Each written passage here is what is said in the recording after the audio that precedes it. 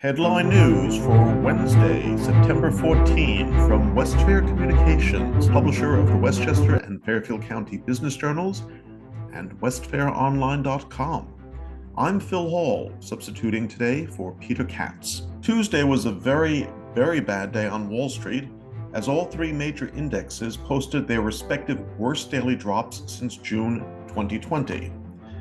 After the release of the Consumer Price Index data that put inflation at 8.3%, which was higher than expected, investors went on a selling spree that resulted in the Dow Jones Industrial Average falling about 1,276 points, or 3.9%, with the S&P 500 index dropping 4.3% and the Nasdaq Composite Index crashing by 5.2%. The death of Queen Elizabeth might wreak havoc on the UK economy.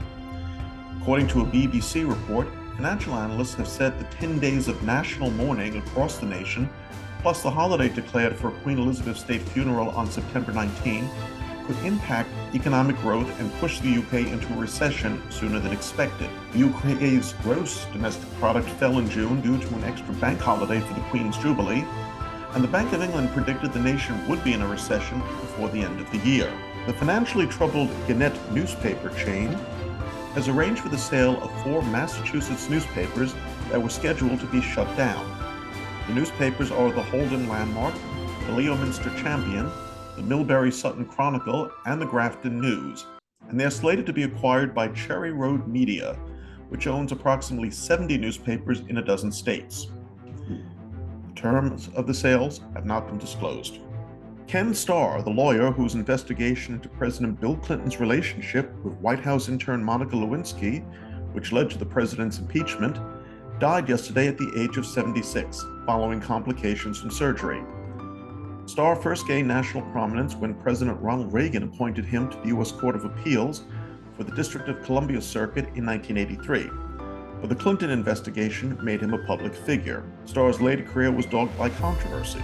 He was part of the legal team that represented Jeffrey Epstein in 2008 in a controversial plea deal, and he was later forced to give up the presidency of Baylor University following his handling of allegations of sexual assault by members of the school's football team. Starr was President Donald Trump's attorney during his 2020 Senate impeachment trial. Finally, from down under, an Australian man died after being attacked by a kangaroo he had been keeping as a pet. The Australian Broadcasting Corporation reported the 77-year-old man was living on a rural property when a relative called an ambulance on Monday to report that he had serious injuries. When paramedics arrived, the kangaroo prevented them from treating the man. Police were forced to shoot the kangaroo dead in order to treat the man, who died at the scene. This is the first fatal kangaroo attack in Australia since 1936. Those are some of the headlines for today, Wednesday, September 14. From Westfair Communications, I'm Phil Hall. Have yourself the most wonderful day.